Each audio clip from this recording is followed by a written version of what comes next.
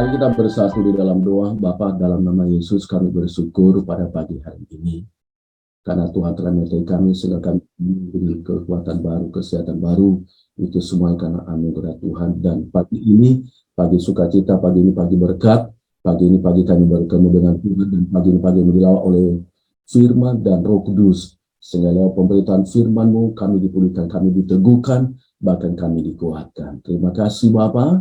Dalam nama Yesus kami menyerahkan kedatangan untuk pemberitaan firman-Mu. Haleluya. Amin. Ya, salam semuanya. Ya, saya percaya pada pagi hari ini adalah kita rindu bertemu dengan Tuhan dan sukacita kita tetap di dalam Tuhan dan kita terus berada dalam pimpinan Roh Kudus. Nah, pada pagi hari ini saya akan membaca kebenaran firman Tuhan yang tertulis di dalam Yeremia pasal 1 ayat 4 sampai 10. Beginilah firman Tuhan. Firman Tuhan datang kepada aku bunyinya. Sebelum aku membentuk engkau dalam rahim ibumu, aku telah mengenal engkau. Dan sebelum engkau keluar dari kandungan, aku telah menguduskan engkau, aku telah menetapkan engkau menjadi nabi bagi bangsa-bangsa. Nanti saya akan teruskan membaca ayat yang lain. Firman Tuhan mengingatkan kepada kita, saya sangat percaya pada pagi hari kita adalah sudah dipanggil oleh Tuhan. Dipanggil oleh Tuhan untuk memberitakan kabar baik. Dipanggil oleh Tuhan untuk membebaskan orang dari segala belenggu dosa. Dipanggil oleh Tuhan untuk membawa sukacita. Dipanggil oleh Tuhan untuk membawa damai. Dipanggil oleh Tuhan untuk mempersatukan kalau ada yang bermasalah. Dipanggil oleh Tuhan untuk memberkati orang yang membutuhkan berkat Tuhan. Dipanggil oleh Tuhan untuk mendukung yang lemah. Dipanggil oleh Tuhan adalah untuk memulihkan orang-orang yang hidup di dalam dosa. Makanya saya berikan dulu uraian di doa pagi ini adalah panggilan Tuhan. Di dalam kitab Yeremia ini kita akan melihat Yeremia adalah seorang anak muda. Tetapi ketika Allah berkata kepadanya, sebelum aku membentuk engkau dalam rahim ibumu, aku telah mengenal engkau. Coba perhatikan mengenal. Kata mengenal ini adalah, kalau boleh saya terjemahkan di dalam bahasa yang saya sederhana, diambil dari bahasa aslinya adalah yada. Yada ini adalah dia mengenal sampai sedalam-dalamnya kehidupan dari Yeremia ini. Bahkan kalau boleh saya katakan lebih ekstrim lagi, seperti hubungan suami istri, yaitu dia mengerti sedalam-dalamnya bagaimana dia tahu kehidupan daripada si Yeremia ini. Berarti tidak ada yang tersembunyi kepada Tuhan. Makanya dikatakan, aku telah menguduskan engkau. Ya, karena Allah sudah mengenal, karena Allah sudah mengerti, karena sudah tahu segala isi dari Yeremia ini. Maka dia berkata, aku telah menguduskan engkau. Aku telah menetapkan engkau menjadi nabi bagi bangsa-bangsa. Jadi sebelum dia dipanggil, dikuduskan oleh Allah. Sebelum dipanggil, dikhususkan oleh Allah. Dikhususkan di sini, saudaraku, diambil kata yaitu dipisahkan. Artinya dipisahkan dari dunia ini. Mungkin kita pikir, oh saya kan hidup di dalam dunia Pak Pendeta. Betul, kita hidup dalam dunia. Tetapi perbuatan kita bukan sama dengan orang dunia. Ya, kalau orang dunia saat ini ada namanya, mereka berkata persaingan di bisnis. Ya, orang dunia. Kalau orang dunia berkata hari-hari ini, kalau engkau menanam, kalau engkau menabur, ya engkau juga akan menuai. Betul, itu firman Tuhan. Orang dunia berkata, apa yang kamu tabur, kamu akan apa juga tuai. Orang dunia juga, kalau kamu jahat kepada saya, akan jahati kamu. Tetapi orang yang dipanggil, yang dikuduskan oleh Allah beda. Beda, saudara kekasih Tuhan. Beda banget. Ya, makanya dikatakan, aku telah menguduskan engkau.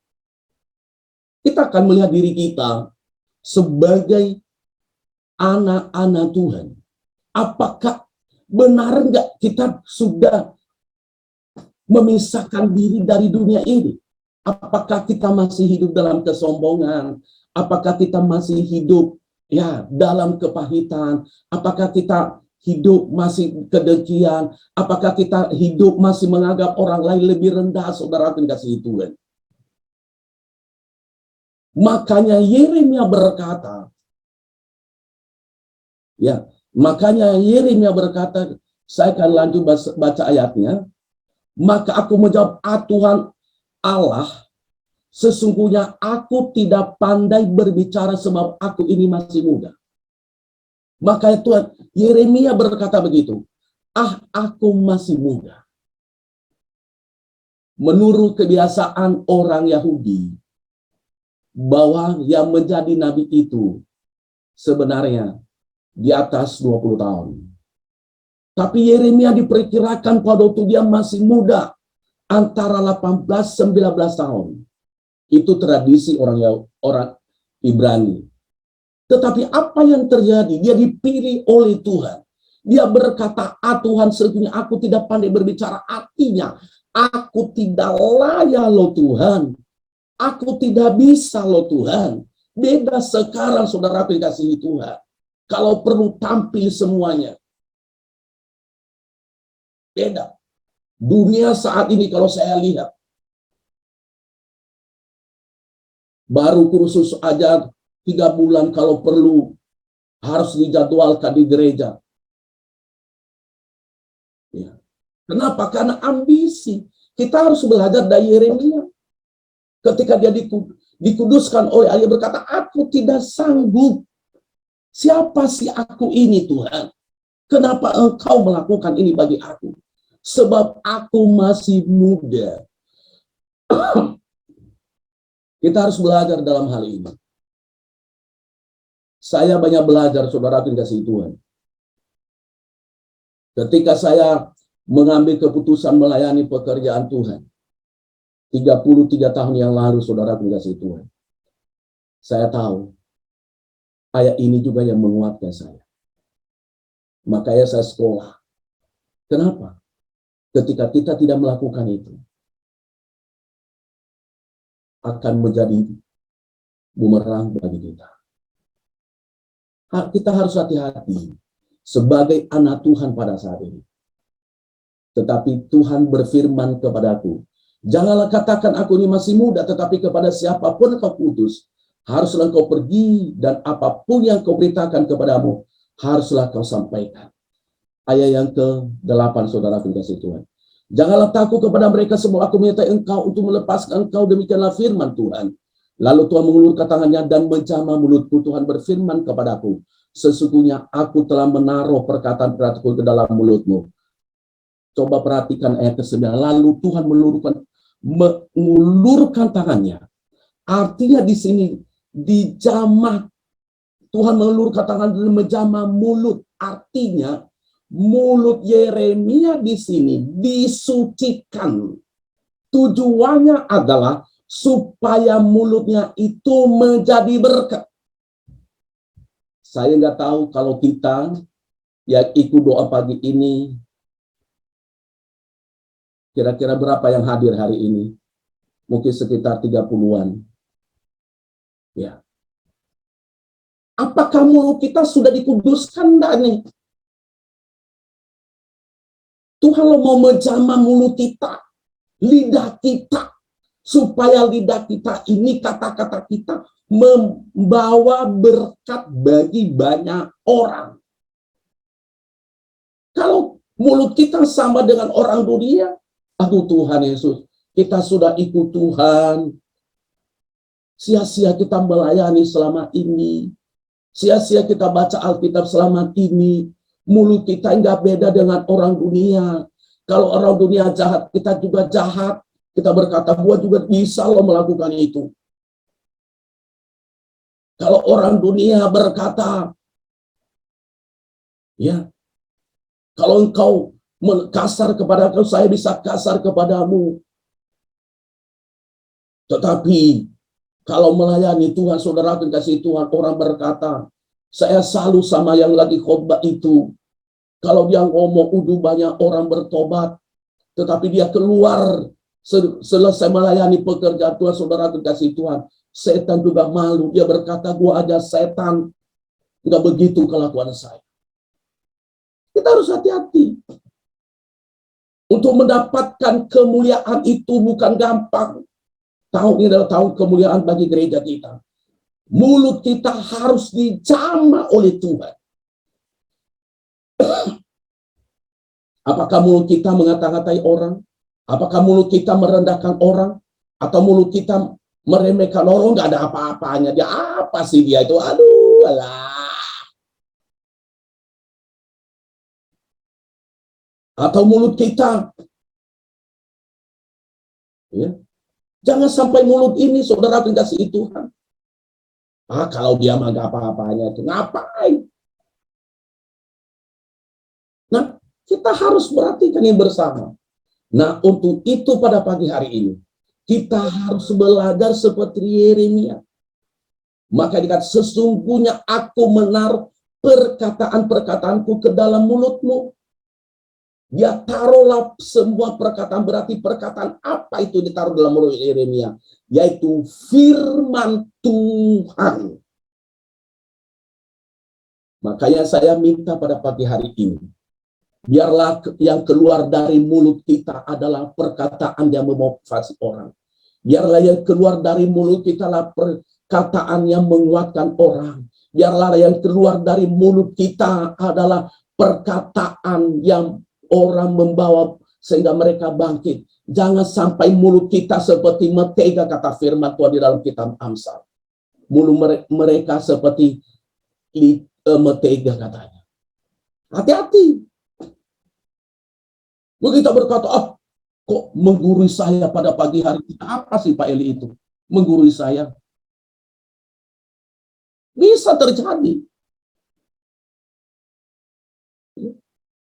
Kita harus belajar sebenarnya. Sesungguhnya aku menaruh perkataan-perkataanku ke dalam mulut mereka. Mulutmu. Dia taruh dalam mulut kita perkataan-perkataan. Jangan hanya kita baca firman Tuhan itu, tapi kita praktekkan saudaraku, sehingga ada di dalam mulut kita. Ayat yang 10 saya baca buat kita. Ketahuilah pada hari ini aku mengangkat engkau atas bangsa-bangsa dan atas kerajaan-kerajaan untuk mencabut dan merobohkan, untuk membinasakan dan meruntuhkan, untuk membangun dan menanam. Saya berikan tema adalah panggilan Allah. Panggilan Allah seringkali diabaikan oleh banyak orang percaya karena tidak meyakini bahwa dia layak untuk menerima panggilan itu. Kadang-kadang dalam kehidupan kita abaikan panggilan itu. Saya sudah jelaskan dari pendahuluan dari awal. Tapi karena tidak meyakini, kakak tidak bimbang. Saya mau katakan saudara dipanggil, ditetapkan ikut doa pagi hari ini. Mungkin kau berkata, nggak tahu saya Pak Pendeta. Anda tahu Tuhan. Sebelum dalam kandungan, maka tadi aku telah menetapkan engkau. Mengenal engkau. Allah sudah mengenal kita. Kalau Tuhan izinkan kita tertanam di gereja lokal dimanapun, bukan di GBI Global Fellowship Center. Saya mau katakan Allah sudah mengenal kita, saudara kasih Tuhan. Kalau hari ini saya melayani di GBI Global Fellowship Center, itu sudah Tuhan tetapkan. Kita berkata, loh, gimana gereja sebelumnya? Ya. Makanya hari ini kita jangan sampai kita lari dalam hal ini. Ada beberapa yang bisa sampaikan kepada kita. Nah, Allah memanggil kita karena Dia menentukan sejak dalam kandungan. Dia sudah tentukan kita sebelum dalam kandungan. Dia tetapkan kita. Dia sudah tetapkan saya melayani di GBI Global Fellowship Center. Dia tetapkan saudara. Mau lari kemana? Ketika Yunus ditetapkan oleh Tuhan harus pergi ke Niniwe, dia lari, apa yang akan terjadi dalam hidupnya? Dia berada dalam bahaya. Dia dibuang ke laut. Apakah harus terjadi itu bagi kita? Oh tidak. Makanya kalau sudah ditentukan oleh Tuhan, dalam kandungan jangan pernah lari. Kalau sudah ditentukan oleh Tuhan dalam kandungan, saudara harus berkata, Tuhan, apapun yang terjadi, di gereja lokal kalau tetapkan saya ada di sini, saya melayani di sini, saya tidak mau lari lagi Tuhan. Saya mau terus berkata, saya setia Tuhan. Kita berkata, loh, kita udah ibadah Pak Pendeta bulan depan 2 tahun. Ya, via Zoom terus. Benar kan? Iya kan? Ya, via Zoom terus. Bagaimana saya melayani? Loh, kadang-kadang Tuhan izinkan kita hidup dalam kesabaran. Kadang-kadang Tuhan juga izinkan Tuhan itu karena ditetapkan kita, apakah anakku ini sabar, apakah anakku ini mau nggak dididik. Kadang-kadang arahan dari Tuhan, oh ya gitu, oh bagaimana dong, nggak ada pelayanan. Loh, pelayanan loh di doa pagi ini, bener. Kita juga begitu. Ya udah, kita melayani di doa pagi, kita melayani apapun. Kenapa? Karena Tuhan sudah menentukan kita sejak dalam kandungan. Yang kedua, Allah memanggil kita karena Dia selalu memberikan roh keberanian bagi kita. Coba tadi, dia berkata, Tuhan, aku masih muda. Aku tidak layak. Tetapi ketika roh ada di dalam diri kita, karena roh yang ada dalam diri kita bukan adalah roh ketakutan, tetapi dia akan memberikan roh keberanian untuk memberitakan Injil, untuk membongkar segala dosa-dosa dunia ini. Dia berikan roh keberanian bagi kita. Mungkin orang berkata, aduh sakit kalau Bapak itu sampaikan firman Tuhan. Oh sakit kalau Bapak itu bagaikan ditusuk-tusuk hati saya. Karena dia bongkar segala dosa-dosa. Tapi saya mau katakan jangan takut. Roh Tuhan yang akan memberikan roh keberanian bagi kita. Dia akan memampukan kita. Dia akan menolong kita. Dia akan kuatkan kita. Ya, saya sangat bangga. Mulai banyak yang khotbah di doa pagi ini. Saya sangat bangga. Siapa lagi yang menyusul dari? Saya senang, saudara pribadi itu. Jangan takut, lakukan saja. Yang penting berserah kepada Tuhan. Seperti Yeremia tadi. Dia merendahkan diri di hadapan Tuhan. Aku tidak sanggup. Karena dia memiliki kerendahan hati. Begitu juga kita. Kita harus berkata, Tuhan, mampukan saya. Biarlah roh itu berikan kepada saya. Amin, saudara dikasihi Tuhan. Ya, itu dia. Saya sangat percaya. Kalau kita mengerjakan ini, kita akan semakin kuat di dalam Tuhan. Yang ketiga, Allah memanggil kita karena dia akan memberikan firman-Nya dalam mulut kita. Dia akan memberikan firman-Nya dalam mulut kita. Firman itu, saya katakan tadi, firman itu dia taruh dalam mulutnya Yeremia. Sehingga Yeremia, apa yang keluar dari mulutnya, bahkan dari mulut kita juga sebagai kita memenuhi panggilan Tuhan. Kita akan berani memberitakan firman yang keluar dari mulut kita, kata-kata berkat, kata-kata penguatan, kata-kata pemulihan. Mungkin ada orang berkata kepada kita, kamu, saya begini, oh kamu sih karena kamu kurang doa. Jangan hakimi dia dulu. Dengar dulu dia konseling sama saudara, dengar dulu dia oh kamu sih begini-begini. Ya. Kamu sibuk rakain pergaulan bebas kamu, makanya rasain lu biar mati lu. Jangan. Oh iya. Coba kalau yang datang ya lagi narkoba sama kita kosling. Dia akan memberikan, kalau ada firman Tuhan dalam diri kita, nah itulah yang menuntun kita. Itulah yang membawa berkat bagi banyak orang. Itulah yang menuntun orang juga. Saya kalau bicara sama bapak itu, saya kalau bicara sama keluarga itu, selalu kata-kata motivasi, selalu kata-kata berkat, selalu kata-kata yang membawa saya maju di dalam Tuhan. Tapi kalau saya ketemu dengan orang itu, selalu dia merendahkan saya. Selalu meremehkan saya. Padahal sering pelayanan. Nah, makanya saudara dikasih Tuhan, kalau Allah memanggil kita, berarti dia akan memberikan firman-Nya di dalam mulut kita. Yang keempat, Allah memanggil kita karena dia akan mengangkat kita dan berkuasa atas bangsa-bangsa. Saudaraku dikasihi oleh Tuhan. Allah memanggil kita dan karena dia mengangkat kita dan berkuasa atas bangsa-bangsa. Amin. Amin.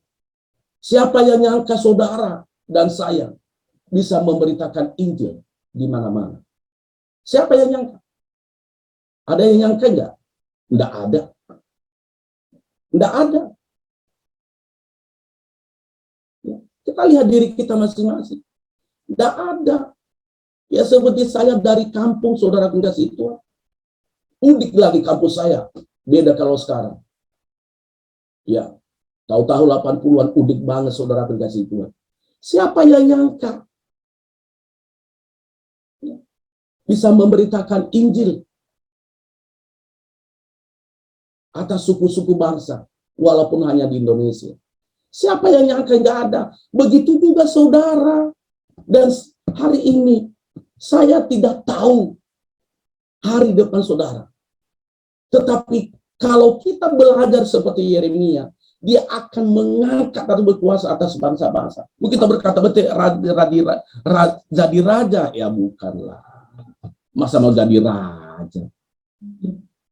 Dia angkat kita. Dia muliakan kita, kata orang. Tetapi dengan syarat tadi, kita harus memenuhi panggilan itu, saudara kasih Tuhan. Amin. Tapi kayaknya kan saudara 5 tahun lalu bisa khotbah di sini. Tidak ada saudara kasih Tuhan. Nah, inilah yang membawa kita, bahwa makanya Allah memanggil kita, saudara kasih Tuhan. Amin. Biarlah hari-hari kita benar-benar selalu memenuhi panggilan itu. Saya akan tutup khotbah saya pada pagi hari ini. Jangan pernah mengabaikan panggilan Allah. Jangan pernah kita abaikan panggilan Allah itu. Bahkan sampai merusak panggilan Allah. Jangan sampai kita rusak panggilan Allah di dalam kehidupan kita. Artinya jangan kita abaikan, bahkan sampai merusak. Ya, kalau Tuhan sudah panggil saudara untuk melayani, mungkin hanya sebagai pendoa, mungkin hanya sebagai WL singers, mungkin hanya sebagai pemain musik, jangan sampai rusak panggilan itu. Mungkin sebagai penatua, mungkin sebagai majelis gereja, mungkin sebagai prohanger lagi, mungkin sebagai di gereja masing-masing, sesuai dengan panggilan di gereja lokal masing-masing. Kenapa? Banyak orang yang merusak panggilan Allah di dalam kehidupan mereka. Salah satunya adalah Yudas. Dia merusak panggilan Allah di dalam hidupnya. Apa yang akan terjadi? Saya mau katakan, mungkin saya kurang bagus saya ngomong, dia mati konyol, saudara kasih Tuhan. Kenapa? Karena dia merusak panggilan Allah dalam hidupnya. Ya. Jangan sampai kita rusak itu. Tapi saya percaya pada pagi hari ini, ya ada 27 orang, mungkin ada suami istri, tapi kita bersyukur Tuhan panggil kita di gereja lokal masing-masing. Kita harus tetap menjaga panggilan itu. Jangan sampai kita rusak, sehingga nama Tuhan dimuliakan dalam kehidupan kita. Maka ya Yeremia, dia tetap jaga panggilan Allah itu, sehingga dia membawa berkat di tengah-tengah perpecahan kerajaan Israel pada waktu itu. Sukses saudara, Tuhan Yesus memberkati. Mari kita bersatu di dalam doa. Bapa, dalam nama Yesus, hamba-Mu telah selesai menyampaikan isi hatimu kepada anak-anak-Mu, hamba-hamba-Mu pada pagi hari ini. Biarlah kami belajar seperti Yeremia. Engkau telah mengenal Yeremia sejak sebelum dalam kandungan ibunya. Engkau telah menetapkan dia untuk menjadi berkat. Biarlah kami belajar. Kalau kami boleh melayani sampai pada pagi hari ini, karena Allah telah menetapkan kami. Terima kasih Bapa. Hamba-Mu berdoa, mungkin ada yang lemah, mungkin sudah mulai kendor dalam pelayanan. Bangkitkan roh kami kembali ya Allah. Mungkin selama ini kami berkata, kami sudah 2 tahun bulan Maret ini belum melayani. Bapa, dalam nama Yesus, ampuni kami. Ada rencana Tuhan di dalam kehidupan kami. Ada tujuan Tuhan di dalam kehidupan kami. Agar kami bersabar menunggu waktunya Tuhan. Terima kasih. Pulihkan setiap pribadi pada pagi hari ini. Kalau ada yang sakit, sembuhkan ya Allah. Karena mereka tumbuh ketebusan darah Yesus. Walaupun ada di luar sana penyakit sedang menakutkan, Omikron. Tapi kami percaya darah Yesus menjaga kami. Darah Yesus melindungi kami, rumah tangga kami, seisi rumah kami. Kami percaya Engkau lindungi kami. Allah menjaga kami dari segala kutuk penderitaan, kutuk penyakit, bahkan kutuk wabah yang pada saatnya merajalela. Keluarga kami telah penuh kuasa darah Yesus. Terima kasih Bapak. Pulihkan setiap pribadi pada saat ini. Pulihkan keluarga, pulihkan ekonomi. Terima kasih Bapak. Engkau yang luar biasa, Engkau yang Tuhan. Dalam nama Yesus kami telah berdoa. Haleluya.